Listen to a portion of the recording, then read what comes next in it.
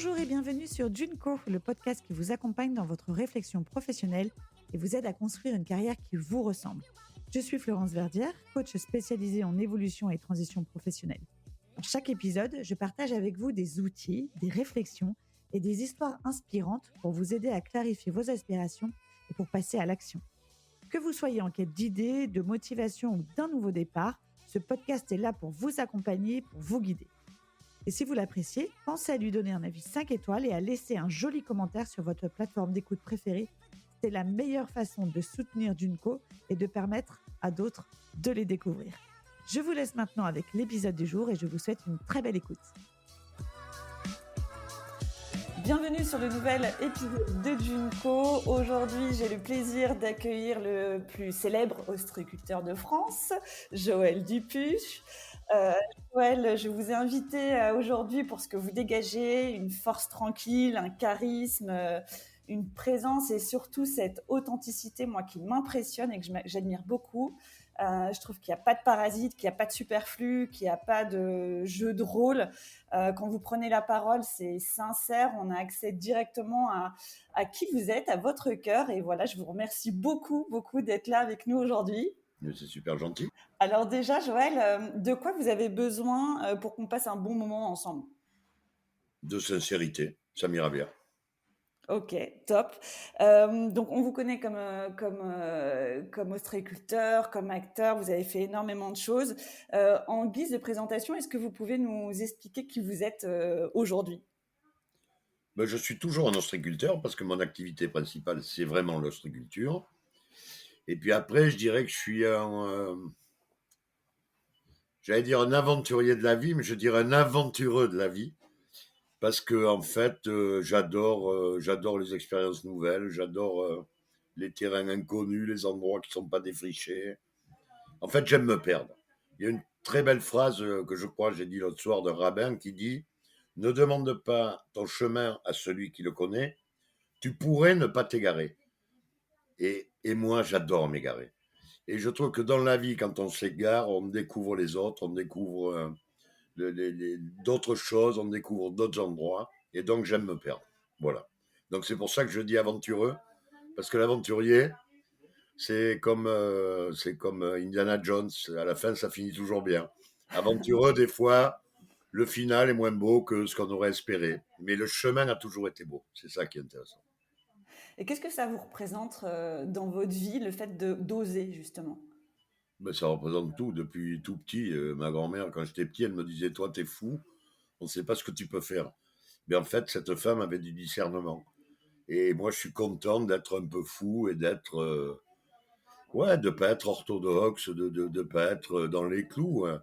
Je respecte l'ordre, moi, mais je suis très ami avec les militaires.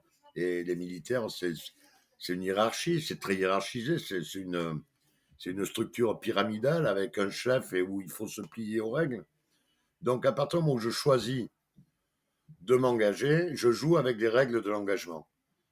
Mais si je ne suis pas engagé et que je ne suis pas tenu à des règles, j'adore me promener, voilà, j'adore me laisser porter par le courant. Voilà. Et comment vous l'entretenez, cette folie-là ? Alors, j'ai aucun travail. Il y a aucune. C'est naturel. Il n'y a pas de démarche. Je pense que c'est inhérent à ma personnalité et je pense qu'on a. Après, sûrement, à mon éducation, j'ai été élevé sans peur. On m'a jamais créé de peur imaginaire. On m'a jamais dit attention, fais pas ça, il va t'arriver. Donc, moi, j'ai eu des peurs réelles. Je suis tombé sur un serpent, me suis cassé la gueule d'un bateau. Donc, j'ai eu des peurs, mais c'était toujours des vraies peurs. J'ai zéro peur imaginaire, zéro. L'autre soir, puisqu'on s'est croisés à Rennes, c'était la première fois que je montais sur scène comme ça. J'avais aucune appréhension. Vraiment, de manière qu'on rencontre une personne ou qu'on en rencontre 1000, c'est une rencontre. Et donc, voilà. Après, ce qui peut faire impression, c'est la masse. Se dire, ouh là là, il y a une masse. Mais là, je n'étais pas là pour me battre avec vous. J'étais là pour vous parler. Donc, voilà. Donc, première fois que vous montiez sur scène la semaine Enfin, dernière j'avais fait un TEDx de 13 minutes, Ouais. de 12 minutes. Mais là, je sais pas, j'ai dû faire entre 30 et 45 minutes. C'était la première fois que je faisais ce genre d'exercice devant autant de personnes, dans un théâtre, sur un truc organisé, où les gens m'attendaient pour une prestation. Donc, tu as dit que ça, a priori, personne ne vous attend. Vous racontez ce que vous voulez, comme vous voulez, quoi. Donc là, voilà, c'était une première expérience, mais où j'y étais très serein.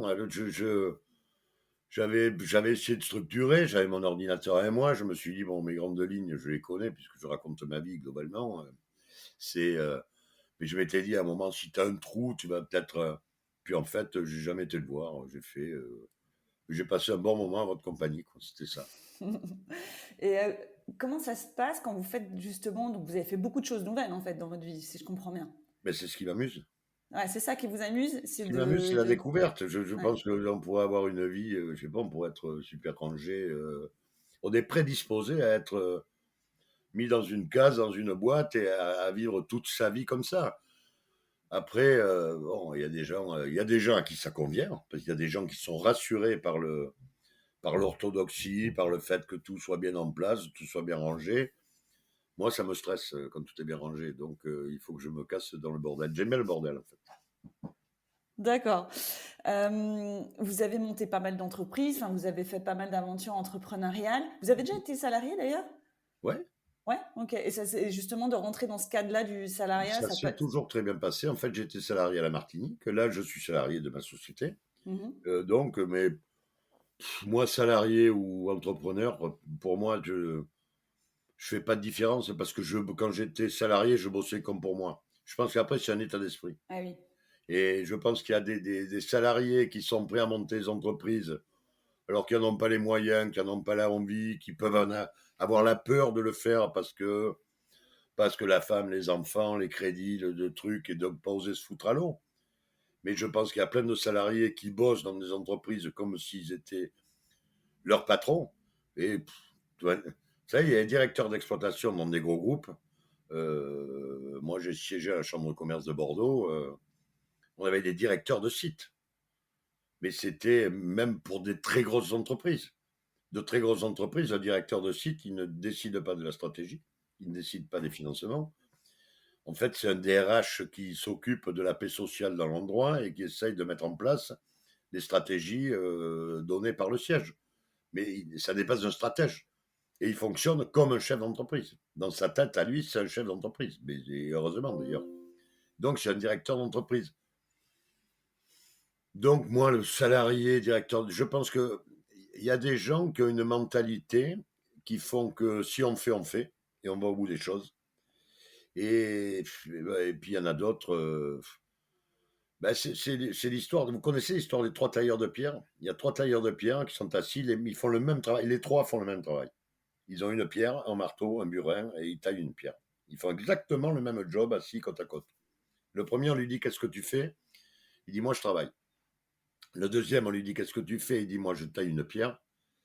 Et le troisième, on lui dit qu'est-ce que tu fais? Il dit moi je bâtis une cathédrale. Et ils font la même chose. La différence, c'est que le troisième, ça va être un mec très heureux. Parce que c'est pas ce qu'il fait qui est important. C'est la vision, c'est le dessin de ce qu'il va faire et pourquoi il le fait. Et que ça rend toutes les tâches, même les plus pénibles, ça les rend belles. Ouais. Parce qu'on est inscrit avec une espérance de réalisation. Et qu'on n'est pas comme un con à faire son truc, juste dire je prends mon salaire et je me casse. Parce que ça, il y a des entrepreneurs qui essayent de fonctionner comme ça, qui ne veulent que le blé. Il y a Townsend, un mec qui était, je pense, le PDG d'Avis ou le créateur, qui disait l'argent n'est que le sous-produit de la réussite.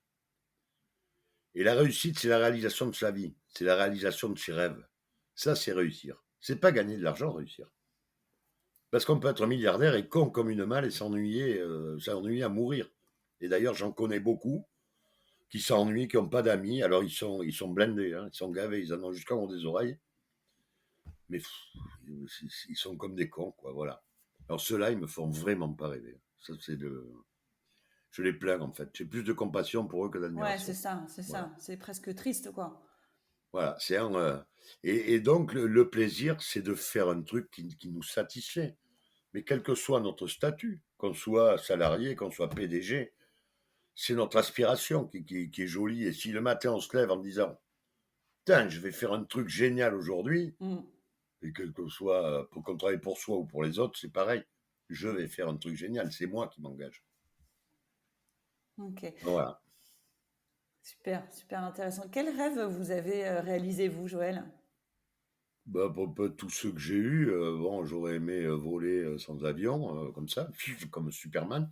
Mais non, parce que quand j'étais petit, je lisais des bandes dessinées. J'aurais aimé être un super-héros comme cela. Mais non, j'ai pas de. Je pense que j'ai à peu près été au bout de toutes mes aspirations. Je ne pense pas avoir vu un train passer que j'ai eu envie de prendre que j'ai pas pris. Ouais. Et bon, souvent les arrivées étaient pas terribles, hein, parce que c'est comme quand on fait un choix, hein, des fois on fait le mauvais choix. Mais les voyages ont toujours été beaux et ce qui est important, c'est ce qu'on vit, c'est pas ce qu'on gagne. Vous avez eu des déceptions du coup? Comment vous gérez ça, les déceptions? Non, j'ai eu des échecs. Des échecs? J'ai eu des échecs fabuleux, hein. J'ai fermé une entreprise familiale ça faisait 7 générations. C'est moi qui l'ai fermé. C'est moi qui ai mis la clé sous la porte et qui ai bouclé. C'est moi qui ai arrêté l'histoire. Je fermais pas une entreprise. J'arrêtais une histoire. Donc finalement, oui, j'ai eu plein de déceptions, mais on s'en remet. On s'en remet. Et puis quand on se remet de tout. Il suffit de vouloir. J'avais une mère extraordinaire qui disait on a 2 bras, 2 jambes, une tête. Le monde nous appartient. Et si on veut, on peut. Et ben voilà. Je pense que si on veut, on peut. Donc vous êtes resté dans vous êtes dans ce guide-là de vous dire, «On y va, je le sens, ça me fait vibrer, ça me fait, plaisir, Et je le demain sera fais». beau. Et demain sera beau. Mmh. J'ai des potes qui sont toujours inquiets de ce qui va se passer. Putain, mais je dis, mais demain sera beau. Arrête déjà de le noircir avant d'y être. Moi, la vie, c'est de l'espérance. C'est toujours de la découverte. C'est que positif. Ça ne peut être que positif. Mmh. Vous vous rendez compte quand même, Joël, que c'est, un état d'esprit que peu de gens ont et que vous avez peut-être un énorme rôle à jouer pour, ces personnes qui justement ont du mal à qui ont été, qui ont peut-être pas eu la même éducation, qui ont pas eu peut-être le même discours d'une maman qui est, hyper encourageante et hyper, stimulante quelque part et qui a quelque chose avec ça quand même. Vous vous rendez bien compte que vous avez quelque chose d'assez puissant dans votre discours? Alors, je pense pas. Je pense pas du tout. C'est un peu gourou là ce que vous dites. C'est pas gourou, c'est, Non, mais oui, vous voyez ce que je veux dire, mais quoi? C'est je pense pas du tout ça. mmh, Je pense d'abord il faut parler beaucoup avec les gens parce qu'il y a beaucoup de gens qui vivent. Alors il y a un truc quand vous me parlez tout à l'heure, je pensais à 2 trucs. Vous voyez quand il y a eu le Covid qui est tombé, mmh, au début on vous a dit attention, ne sortez pas parce que vous allez mourir. Donc on a joué sur la peur. Et après comme ça suffisait pas, on vous a dit attention, ne sortez pas parce que vous allez tuer les autres. Vous allez les rendre malades. Là on a joué sur la culpabilité. Et en fait on a 2 choses dans la vie qui nous inhibent, mais totalement. C'est la peur et le sentiment de culpabilité. Faut arrêter avec ça. Et quand vous ouvrez la presse le matin, il n'y a que de ça. Il n'y a que de mmh. la peur. Mais ça n'est pas après la presse. C'est que globalement, les gens sont demandeurs de ça. Ils ont envie de se faire peur.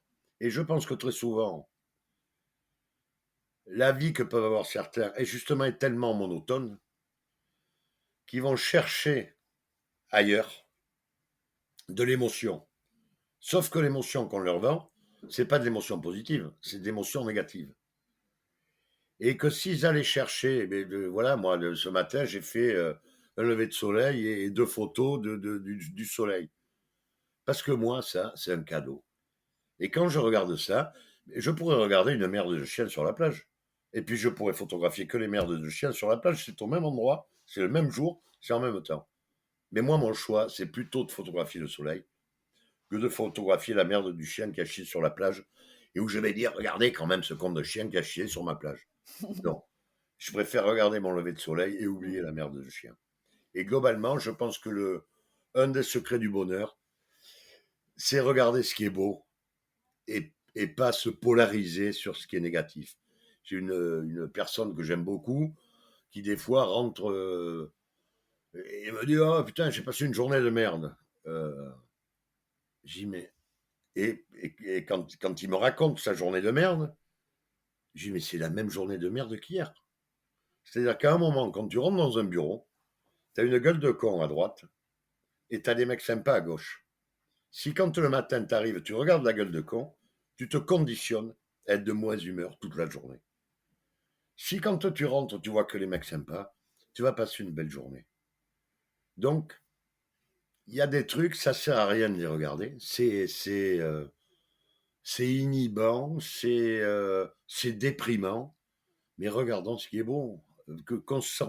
Concentrons notre acuité pour voir ce qu'il y a de joli chez les personnes et dans les choses. Voilà, c'est pas. Ouais, regardez le lever de soleil, oubliez la merde de chien. Voilà, C'est une belle conclusion. non, mais c'est vrai. Mais c'est clair. Je Pour crois que c'est revenir à... Confucius qui disait: Mhm. pour qu'un éléphant n'existe pas, il suffit de ne pas le regarder. Ouais. Ouais, mais c'est tellement vrai, tellement vrai. Il faut garder ça, ces phrases. C'est vrai que ça peut permettre de garder un petit cap quand des fois le quotidien, Mais, effectivement, nous alors joue c'est des marrant tours. parce que moi j'aime beaucoup les aphorismes et les proverbes. Mm. Et il y a des gens très intellectuels qui disent: «Oh ouais, mais enfin, c'est de la connerie, c'est réducteur». Eh bien non, c'est pas réducteur, c'est réduit. C'est-à-dire qu'à un moment, depuis quelques siècles, il y a des gens qui ont une pensée et ils ont réussi à la réduire et à la formaliser en quelques mots pour la rendre audible par tout le monde. Mm. C'est-à-dire que moi, j'adore la musique et on dit qu'en musique, c'est la bonne note au bon moment. Il y a plein de bons musiciens qui ont de la technique. La technique, ça permet de faire beaucoup de notes et de jouer très vite. Mais parfois, la technique, ça sert à rien. Parce qu'on n'est pas là pour que le mec nous montre sa technique. On est là pour qu'il utilise sa technique au service de l'art. Et le service de l'art, c'est toujours minimaliste. Plus on réduit, plus c'est beau. Voilà. Dans votre parcours professionnel, donc vous avez commencé quand vous avez quitté le bassin. Vous aviez quel âge quand vous avez J'ai commencé à commencé, travailler? j'ai toujours commencé. Là, j'ai une photo sur mon bureau, je dois avoir 13 ans. Ouais. Parce qu'en fait, quand on vit dans les milieux agricoles et nos amis paysans que l'on voit aujourd'hui, quand on est fils de paysan ou fils d'agriculteur ou fils d'ostriculteur, dès qu'on a 5 ans, on travaille. Alors, on ne Mm. travaille pas sur des choses éreintantes, mais on participe à l'activité globale du milieu. Et l'activité globale du milieu dans le milieu agricole, c'est l'agriculture. Donc, on travaille là-dedans depuis qu'on est... Enfin, on travaille. On participe à l'action depuis que l'on est. Ça démarre tout petit, mais vraiment tout petit. Et donc, j'ai toujours vécu là-dedans. Mon lycée, j'ai plutôt été. Je crois que j'avais quelques facilités à apprendre, mais il fallait que ce que j'apprenne m'intéresse. C'est-à-dire que globalement, si vous me filez un rapport de 40 pages qui me passionne, je peux le lire une fois et vous faire une conférence dessus. Si vous me faites lire 200 fois un truc qui ne m'intéresse pas, je ne vous sortirai pas un mot dessus parce que l'éléphant n'existe plus. Voilà, en fait, je, je me passionne pour ce qui m'intéresse et je me détache beaucoup de ce qui ne m'intéresse pas. Et, et donc, j'en étais où? Sur quoi on parlait Donc sur le lycée et ensuite Sur le le lycée, début oui, c'est de... ça. Donc, le lycée, j'ai pas eu des résultats très brillants. J'ai fait beaucoup d'établissements. Je restais peu. Et puis je suis parti à l'armée parce que finalement, j'avais raté l'examen. J'étais pas là. J'étais en bateau quand l'examen s'est passé. Donc, c'est pour vous dire la concentration que j'avais sur le sujet. Quoi, quel examen? Le bac? Vous étiez sur un Non, bateau? non, je devais passer mon BEP d'électronique. Ouais. En fait, j'étais parti. Moi, j'ai pas redoublé, j'ai rétrogradé. C'est-à-dire que j'ai fait troisième, seconde, première. Ok. Ils m'ont renvoyé après la troisième. Donc, j'ai rétrogradé de 2 ans. Et donc, alors là, pour le coup, j'avais des facilités parce que c'était, en termes de niveau, j'avais acquis d'autres Hmm. niveaux et donc je faisais tout ça facilement. Il y avait un passage obligé qui était de passer un examen. Mais comme moi, ça me préoccupait peu, ce jour-là, j'étais en bateau et donc je n'ai pas pu aller passer l'examen. Et donc, j'ai cherché un job de poids lourd, un job de chauffeur poids lourd, puisque j'avais mon permis. Et pour pas prendre une branlée par mon père, je vais rentrer comme je me suis trompé de date, il va me dézinguer. Et en fait, quand je l'ai appelé en lui disant bon, ça y est, j'ai trouvé du boulot, t'inquiète pas, j'ai raté l'examen, mais hein, il m'a dit écoute, tu pars à l'armée, puis tu viens travailler avec nous. Et puis voilà. Donc je suis parti à l'armée où là j'ai découvert un univers complètement différent du mien, de gens qui arrivaient de partout, qui vivaient pas comme moi, qui n'avaient pas les mêmes valeurs, pas la même culture, pas les mêmes codes, et que je ne pouvais regarder, et qui me ressemblaient donc quand j'étais à l'armée, puisqu'on avait tous le même uniforme, la même coupe de cheveux, le même look, et qu'on marchait tous au pas les uns avec les autres, et qu'on chantait tous ensemble. Donc globalement, on était devenus une communauté. Mm. Et dans cette communauté, j'ai découvert du feeling avec des gens qui, quand on a pris le temps de parler de ce qu'on était avant, en fait, ça aurait été mes voisins, j'aurais jamais parlé. Parce que dès que la différence s'exprime, d'abord, eh ben, on reste un peu enfermé dans son monde qu'on connaît, qui nous rassure, parce que c'est une espèce de cocon, et dont on ne sort pas. Là, on était obligé de sortir, puisqu'on était confronté à une masse de gens différents de nous, mais habillés comme nous, donc qui nous ressemblaient. Rassurant. Et donc après service militaire, donc Après plutôt service, je suis une... rentré dans l'activité huître. Là, Ouais. j'ai bossé vraiment. Là, j'ai bossé ouais, comme ouvrier au Stricole pendant 2 ans ou 3 ans où c'était rude physiquement, c'était rude, il faisait froid. Enfin, on travaillait, on avait une entreprise où on était une douzaine d'hommes dans l'entreprise, plus les femmes qui étaient à terme. Et donc, sur les parcs à huîtres, on partait avec l'équipage de gars. Et c'était rude, quoi. C'était vraiment du travail physique. On trimballait des tonnes d'huîtres. On travaillait à la fourche. On était dans l'eau. Le matin à 5 heures, qu'il pleuve, qu'il gèle, qu'il vente, on était sur l'eau. Enfin, là, ça a vraiment été une période rude physiquement, mais on survit. Hein. Et on survit très bien. Hein. J'étais en pleine forme physique. J'étais au top. Et fatigué, certes, éreinté même, je dirais. J'ai connu à cette période-là, quand on dit avoir froid dans les os, moi j'ai eu froid aux os. On partait travailler, donc on n'avait pas de vêtements techniques comme il y a aujourd'hui. Là aujourd'hui j'ai une polaire, moi, et j'ai une polaire, un pull vert. Si j'avais en avait été il y a 10 ans, j'aurais 3 t-shirts, une chemise et 2 pulls verts et, pour pas avoir froid. Mm. Là aujourd'hui, on est super technique, donc léger, donc pas de transpiration. À l'époque, on partait, on mettait 2 t-shirts, 3 t-shirts, sauf que quand on avait transpiré, c'était trempe, on avait le levé. Et quand on revenait au froid et quand il fait négatif, c'était affreux. Quoi. C'était, voilà, on souffrait physiquement. Mm. Mais bon, de surpasser cette souffrance, c'était une espèce de satisfaction qui nous rendait tous heureux. Parce que même les salariés de base chez moi, voilà, quand on avait fini, on avait la satisfaction du travail accompli dans des conditions difficiles. Donc, c'est un peu les coulisses de l'exploit pour nous tous les jours. Voilà, on faisait des choses, voilà, c'est aventurier. Et donc là, vous êtes avec vos parents? Ouais, je bosse Ouais. en famille, là, ouais, je bosse dans un groupe familial, père, mère, sœur, frère, grand-mère, grand-père. Donc, on a tout. Et puis, à l'époque, on doit avoir 30 ou 40 salariés. Ah oui, Donc, belle entreprise. Hein. Mm. Donc voilà, je suis là-dedans. Là, après, je pars parce qu'on a des problèmes de commercialisation. Donc, je me déguise en BRP et j'essaye d'aller vendre mes huîtres à des restaurants. Après, je trouve un magasin à racheter qu'on rachète donc à Bordeaux, où on fait, qui est un peu la Rolls des magasins d'huîtres de Bordeaux. Donc,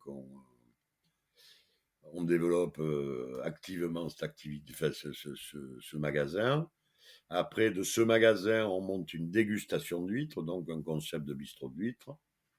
Et on développe ça bien, avec un autre magasin dans un centre commercial. C'est vraiment le début des centres commerciaux, où globalement, tous les chefs d'entreprise performants devaient aller s'installer dans les centres commerciaux. Ouais. C'est comme ça. Donc voilà, on a fait un magasin dans un centre commercial, mais qui m'a servi parce qu'en fait, j'avais fait un magasin pur de vente. Et comme ça marchait pas, il a fallu que j'adapte ce magasin. Donc, du coup, j'ai mis un comptoir devant.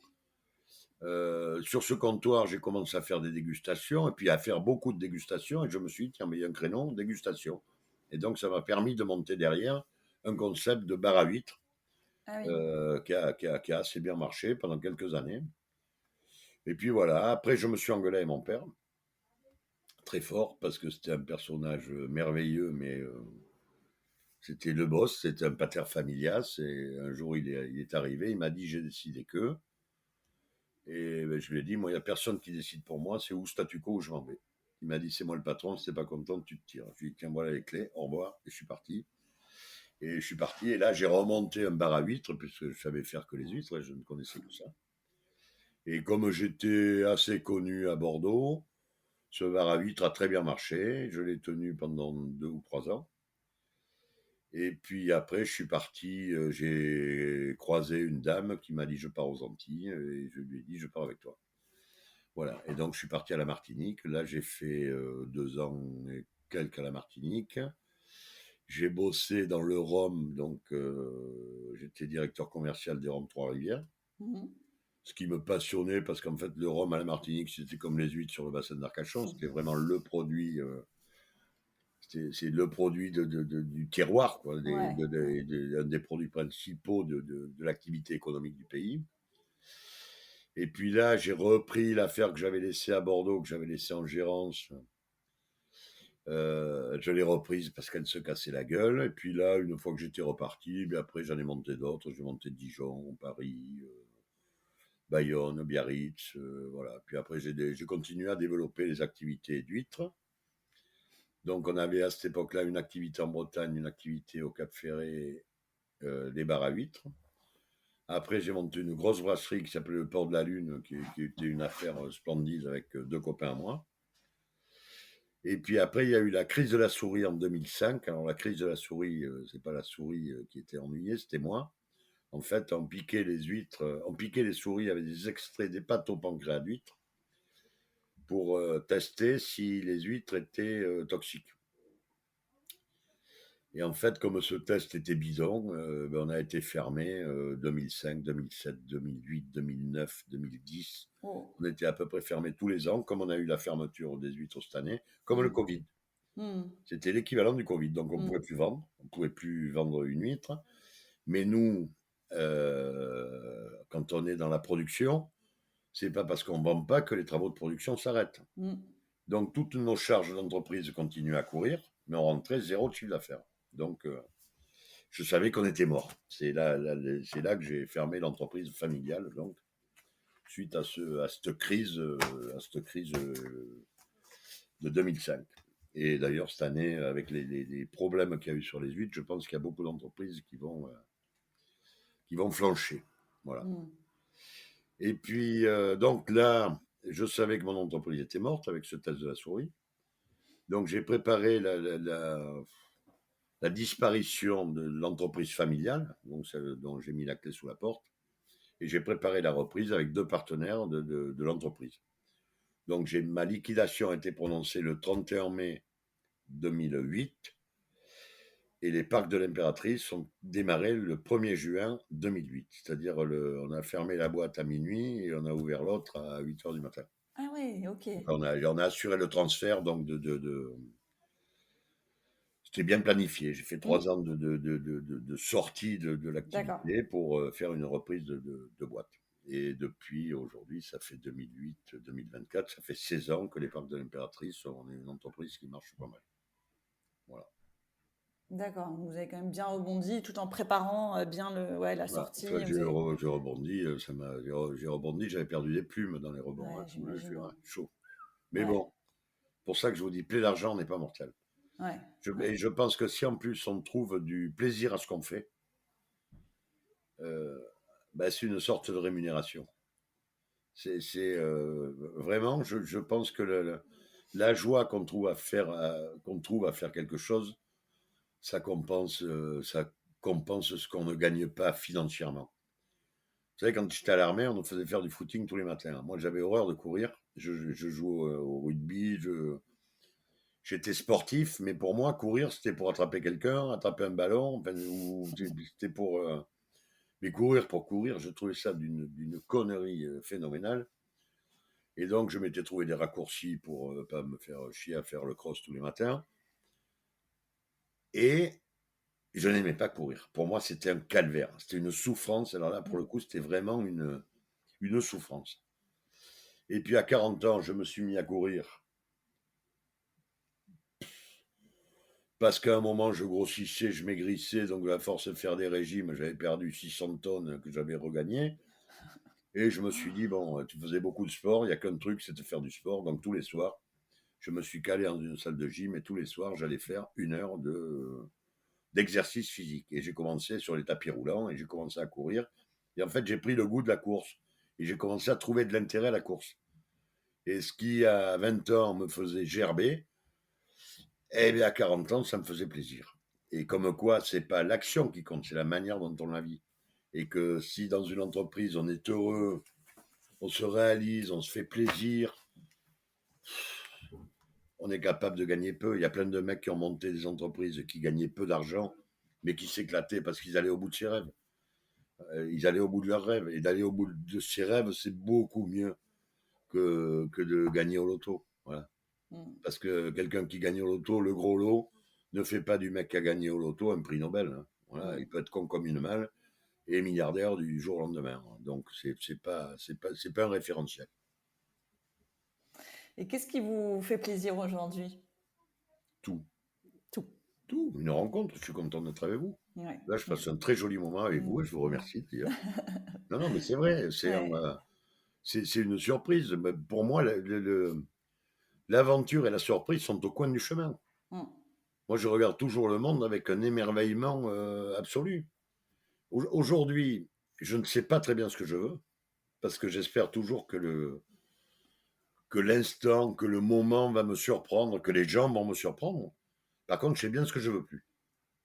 C'est-à-dire qu'aujourd'hui, je suis très déterminé sur ce que je ne veux pas, mais ce que je veux, j'espère toujours être surpris et garder un regard d'enfant sur tout, et avoir la surprise à chaque coin de rue. Mais je suis très déterminé quand je ne veux pas. C'est-à-dire que pour moi, le fait de dire je n'ai pas envie, c'est la meilleure des explications pour ne pas faire. Parce que si on fait quelque chose sans envie, on va le faire mal. Voilà. Et que je me suis aperçu depuis tout petit que quand un truc part à la merde, ça finit à la merde. Alors autant ne pas y aller. Autant clôturer de suite, dire non, c'est bon, on s'arrête. Et quel est votre rapport aux relations amicales, à l'amour, aux autres, comme ça? Comment c'est dans votre vie? Mais je pense qu'on ne peut pas vivre sans les autres. Alors, il y a tout. J'ai une phrase que j'ai adorée un jour, je ne sais plus qui c'est qui l'a dit. Il a dit « Il n'est d'amitié que d'instants ». Moi, je crois qu'il y a des instants de partage, il y a des instants d'émotion avec des gens qui resteront gravés jamais dans notre mémoire familiale, je vais dire, dans notre mémoire personnelle. Et que de ces instants est né ce qu'on peut qualifier d'amitié. C'est-à-dire que en permanence, on pense à cette personne ou à cette chose-là avec amitié, avec amour, avec envie, avec désir, peu importe. Mais il n'y a pas de quotidien dedans. Donc, il y a des gens pour qui l'amitié, il faut que ça soit un quotidien, qu'on se voit tous les jours, qu'on se parle tous les jours. Je ne crois pas. Je crois que c'est l'habitude. Ce n'est pas de l'amitié. D'ailleurs, des fois, quand ça s'arrête, parce qu'il y a des bouleversements de vie, on s'aperçoit que sur le groupe de 10, il y en a peut-être un qui nous manque, et puis les autres, ils passent aux abonnés absents. On les voit pas, mais ils nous manquent pas. Et bon, non, je crois que je crois vraiment que la relation et l'amitié, c'est les instants qu'on partage. C'est pas du tout une sorte de répétition permanente, de déclaration d'affection. Non, c'est voilà. On partage quelque chose dans un domaine et on le partage fort. Mais pour moi, c'est une amitié. C'est voilà. Et puis après, il y a des gens. Alors moi, après, je classe les gens avec ceux avec qui j'irai à la guerre et puis ceux avec qui j'irai pas. Et il y a des gens, s'ils me disent on va se battre là, je sais que je vais pas aller avec eux parce que je sais que je vais me battre tout seul. Il y a des voilà. il y a des techniciens. Voilà, il y a des gens qui ont pas de burne, quoi. Les gens qui n'ont pas de burne, ça se sent et qui sont prêts à vous envoyer au combat n'importe quoi. Alors, si je Mm. suis assez con pour y aller, parce que j'aurais pas manqué de discernement sur l'individu qui m'aura envoyé, faut qu'il espère qu'un truc, c'est que je revienne pas. Parce que je vais être dangereux pour lui. Voilà. Et les déceptions, justement, avec les gens, c'est... Les déceptions, on oublie. Ouais. La déception, ça sert à... alors, je pars du principe que les gens ne nous trompent pas. On se trompe sur les gens. C'est nous qui nous trompons. Ok. Vous faites un recrutement. Vous avez au début 20 mecs. Sur les 20, vous en sélectionnez 6, 8 ou 10. Sur les 10, faites une shortlist de 5. Et puis dans ces 5, vous les voyez. Et en fait, il n'y en a aucun qui correspond 100% à ce que vous demandez. Il correspond à 80, 90, 75. Sauf que vous avez besoin de quelqu'un. Il faut absolument que vous ayez quelqu'un. Donc, vous vous contentez sciemment de 80% de ce dont vous avez besoin, mais en pensant intérieurement que de toute manière, vous allez arriver à faire 100%. Parce que je vais arriver à le... Non, en fait, l'individu, il est comme il est. Sauf qu'on l'a recruté en espérant nous, qu'on allait en faire autre chose, ou la mener ailleurs, et que lui, même s'il nous donne tout, il ne pourra pas aller ailleurs. Parce que si un mec court pas le 100 mètres en 11 secondes, s'il le court en 15 secondes, on va pouvoir l'entraîner beaucoup, il ne courra pas en 11 secondes. Donc, et en fait, on peut se prendre le bouilli en disant « Mais le mec, il ne répond pas au bout d'un moment à la demande. » Mais s'il ne répond pas à la demande, c'est notre faute. C'est parce qu'on l'a recruté alors qu'il était à 80% de ce dont on avait besoin. Mais qu'on n'avait pas le choix, parce qu'il n'y en avait pas d'autre. Et que donc, on a pris celui-là en dépit. Mais c'est un choix que nous, on a fait. C'est pas lui qui l'a fait. Et donc, j'ai pas le droit d'en vouloir à ce gars de ne pas avoir la compétence 100%, puisque c'est moi qui l'ai recruté à 75. Et donc, moi, je ne suis... Ben, j'ai lu une jolie phrase l'autre jour, un peu courte, qui disait « L'homme faible se venge, l'homme fort pardonne, et l'homme sage oublie. » Moi, j'ai tendance à oublier. C'est-à-dire qu'à un moment, une fois que c'est passé, quoi. C'est fini, on ne va pas réécrire l'histoire, il ne faut pas essayer. Moi, ce qui m'intéresse, c'est toujours ce qu'il y a devant, ce qu'il y a derrière. Il y a une très belle phrase du Dalai Lama qui dit « Les hommes espèrent leur avenir, regrettent leur passé et oublient de vivre le présent. Ils vivent en ayant peur de mourir et ils meurent en ayant oublié de vivre. » Alors moi, vous ne pouvez pas me la coller, celle-là, ça ne colle pas du tout à ma vie. Ça n'arrivera jamais. Voilà.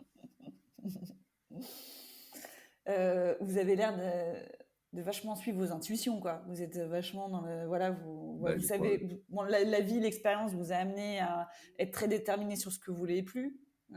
C'est ça, mais une fois qu'on a déterminé ce qu'on ne veut plus, la vie est vachement plus simple. Ouais. Parce que, mais je disais ça à mes fils, vous voulez, d'accord.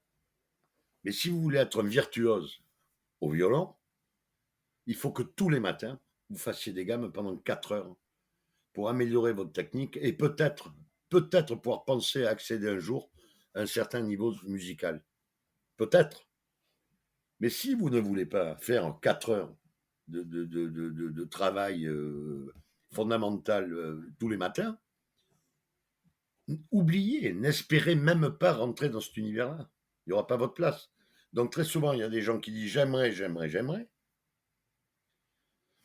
sans forcément appréhender les contraintes de ce que donnerait leur choix.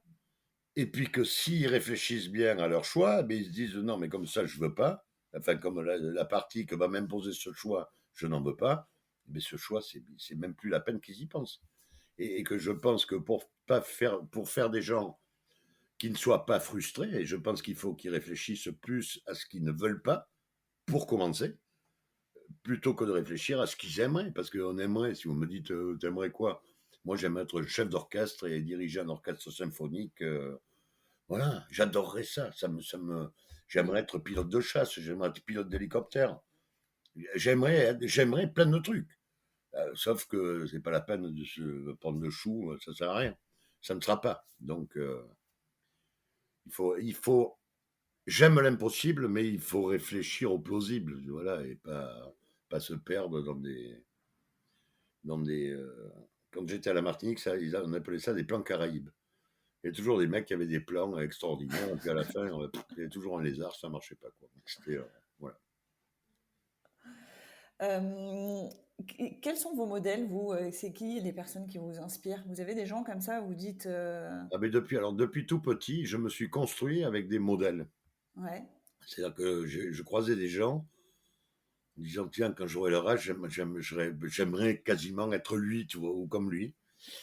Et, euh, et en fait, ça, c'est comme le recrutement. C'est-à-dire qu'à un moment, on ne juge qu'avec le regard qu'on a à un instant T, on juge la personne aussi à un instant T. Mais le problème, c'est qu'on avance, on court pas tous à la même vitesse, on n'évolue pas tous de la même manière.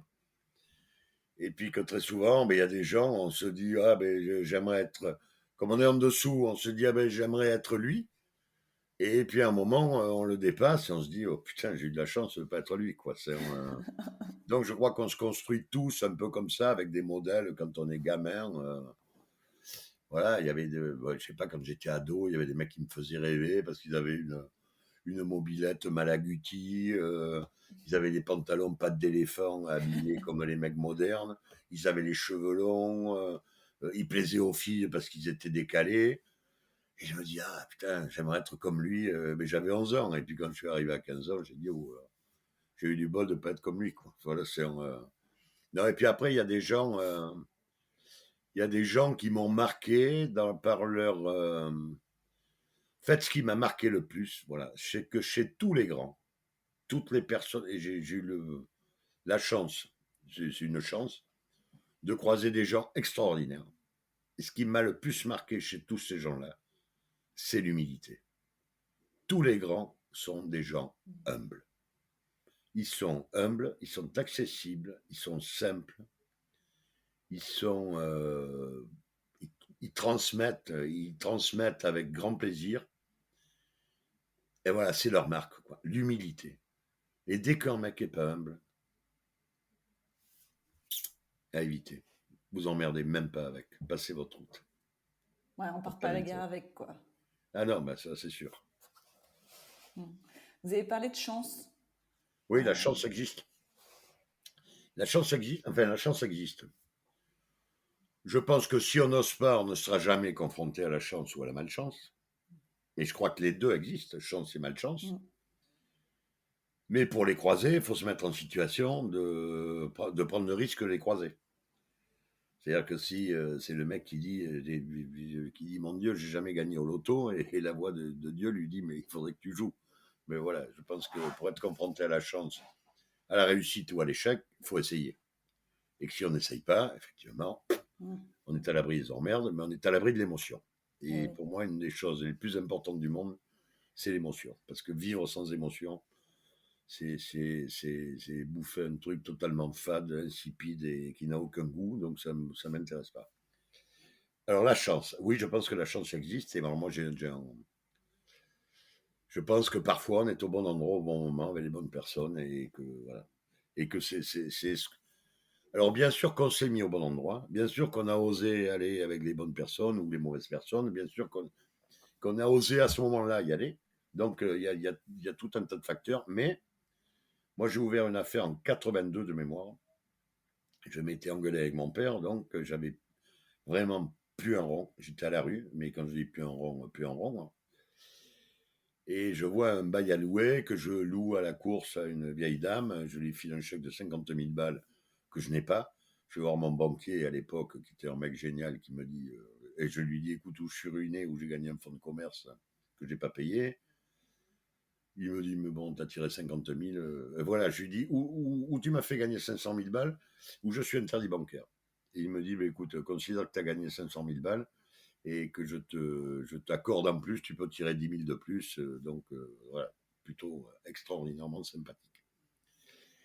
Et donc, j'ouvre cette affaire donc, sans un rond, avec mes 15 000 balles de découvert. Et je démarre cette affaire, et les premiers mois, je cartonne plein pot. Mais vraiment plein. Premier mois, je cartonne. Deuxième mois, je cartonne. Troisième mois, je cartonne. Je sais pas, je suis à l'équivalent de 250 000 euros à l'époque c'est des francs, mais l'équivalent de 250 000 euros de trésorerie dans ma boîte au bout de 3 mois. Et je commence à payer mes fournisseurs, puisqu'à l'époque on arrivait à payer les fournisseurs à 90 jours. Donc, et là je monte un crédit bancaire qu'on me fait bien entendu, puisque c'est par rapport à ce que tourne ma boîte, c'est ridicule ce que je demande. Et donc, tout se passe bien. Voilà. Vraiment, ça se déroule et je joue, j'ose et ça marche. Et comme ça marche, tout va bien. L'année d'après, à Bordeaux, il fait moins 22 ou moins 23 degrés. Et là, je fais pas 80 000 par mois. Là je fais 1000 par mois. Et bien, si j'avais démarré l'année d'après, les mêmes compétences, les mêmes moyens, tout pareil, la température qui était juste inférieure de 35 degrés à ce que c'était l'année d'avant, ben, j'aurais plongé. Enfin, j'aurais probablement plongé. Voilà. Et donc, c'est pour ça que je dis, c'est pas moi qui ai décidé de la météo.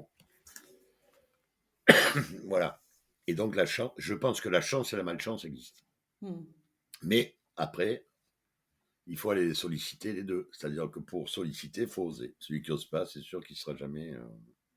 On en revient à l'orthodoxie du début. Si on ne s'égare pas, ben, si on ne s'égare pas, on ne risque pas de découvrir des endroits merveilleux et des gens merveilleux. Merci beaucoup, Joël. Est-ce que pour cette fin d'échange, vous avez autre chose dont vous voulez parler, qu'on n'a pas abordé là dans cet échange ensemble aujourd'hui? Non.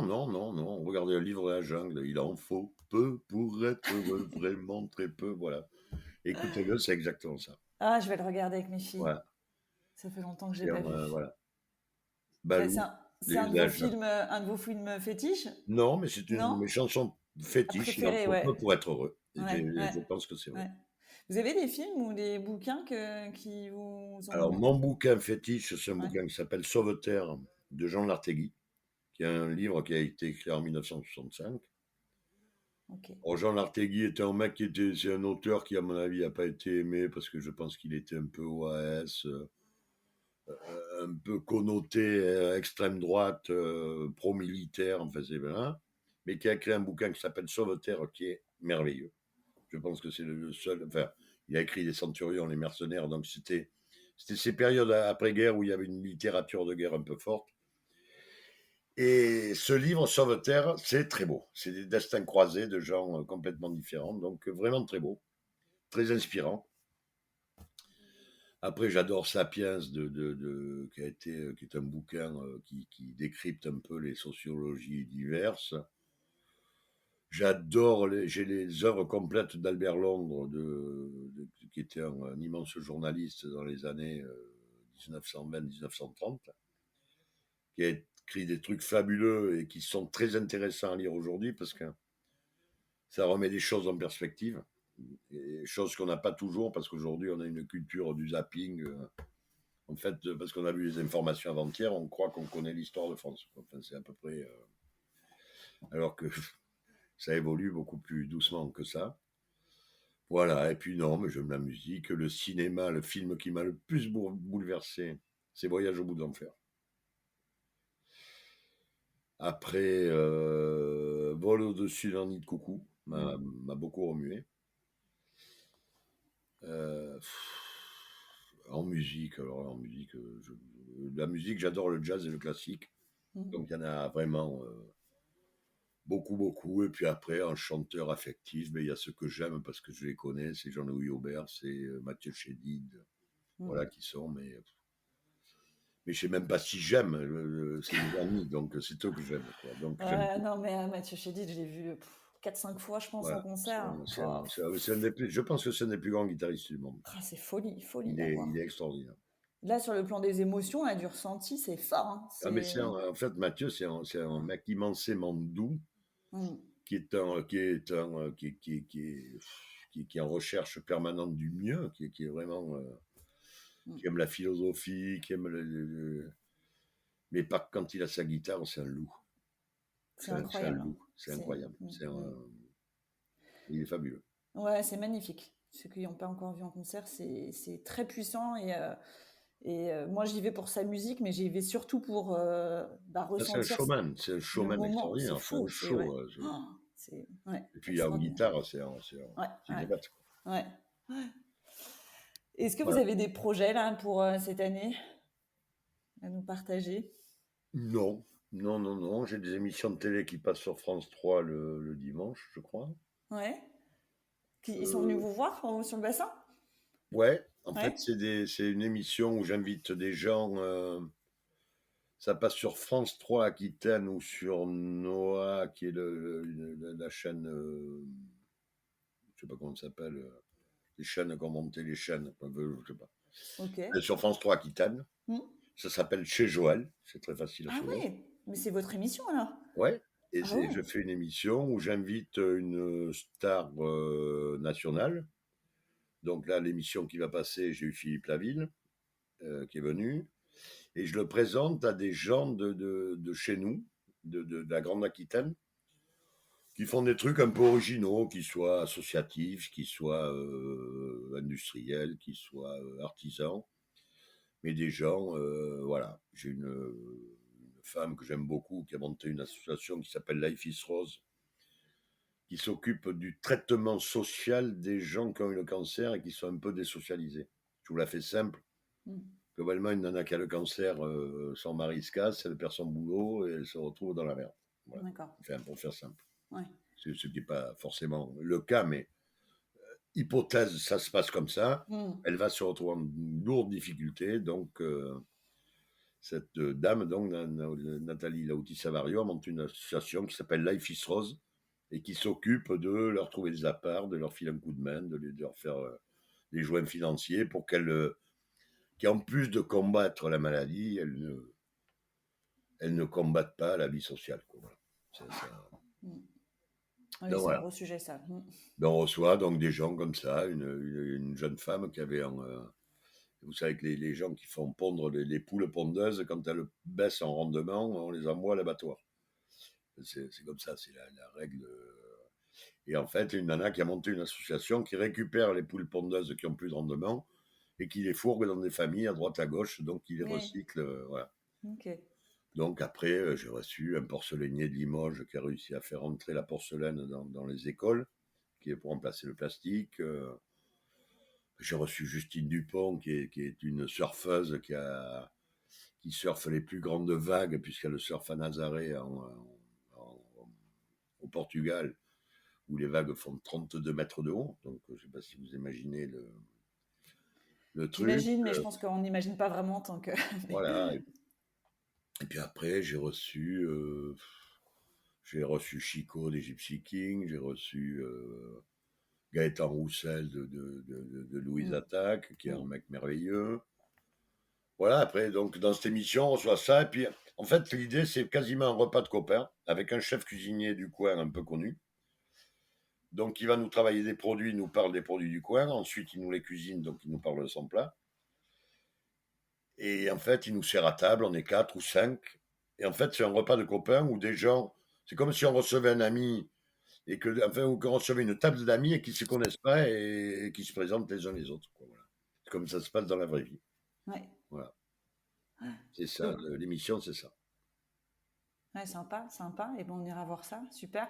Donc là, vous avez des potes célèbres maintenant, mais enfin, donc là, vous les prenez à votre table comme si c'était moi, quoi. Mais c'est exactement ça. Mais si Mm. vous passez, d'ailleurs, Mm. on mangera à ma table. Voilà. Mais c'est une invitation, Joël? Mais oui, de sorte.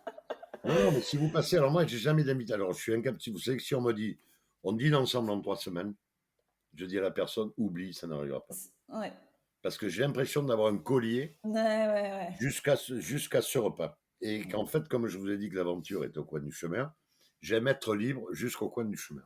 Mm. Et très souvent, j'ai des copains que je n'appelle pas quand je vais à Paris ou que je vais ailleurs. Mais là, je suis venu à Rennes. J'étais dans la voiture avant d'arriver à Rennes la veille au soir. Mm. J'ai appelé 2 copains de Rennes en disant, voilà, je suis à Rennes ce soir. Si vous avez rien, on On se dîne voit, ensemble. quoi. Ouais. Très Voilà. Et spontané, quoi. ça, j'aime, c'est que spontané. Mm. Si j'avais dit à mon copain 3 semaines avant, je viens à Rennes tel jour, je lui foutais la pression. Mm. Parce que si ça se trouve, ce soir-là, il n'aurait pas pu. Mais que comme je venais qu'une fois de temps en temps à Rennes, j'aurais créé une merde et c'était pas terrible. Alors que là, on s'est retrouvés les deux que j'ai appelés pouvés, on a bouffé tous les trois ensemble, c'était top. Voilà.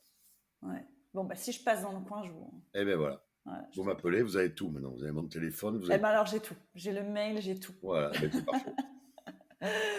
Eh ben écoutez, merci beaucoup. C'était génial. Vraiment, je vous l'ai dit, hein, je me sens vraiment privilégiée d'avoir Ouais. cet échange avec vous, dans le sens où, en fait, j'ai osé Mais vous il faut toujours oser. contacter. Voilà, c'est ça. Et du coup, je suis vraiment trop contente d'avoir pu parler avec vous. Et franchement, déjà que je suis du genre à me dire oui, tout est possible. Et puis, si on a envie, on le fait. Et puis, Ouais. on verra bien. Mais alors là, franchement, d'avoir pu parler avec vous, je me dis, ça ouvre des vannes. Hein. Eh ben, tant mieux. Franchement, ça ouvre des vannes. Donc voilà, merci beaucoup, Joël. Mais merci et à très vite. Et bonne chance. Merci. Ciao. Salut. Ciao. Merci d'avoir pris le temps d'écouter cet épisode de Junko. J'espère qu'il vous aura apporté des pistes pour avancer dans vos réflexions et dans vos projets professionnels. Pour en savoir plus sur mes accompagnements ou me poser vos questions, rendez-vous sur mon site internet où vous trouverez tous mes contacts ou sur mon compte Instagram. Les liens se trouvent dans le descriptif de l'épisode. Et n'oubliez pas, chaque petit pas compte. Osez explorer, questionner et agir, c'est déjà avancer sur le chemin d'une carrière alignée avec vous-même. Prenez soin de vous et de vos projets professionnels et rendez-vous très bientôt pour un nouvel épisode de Junko.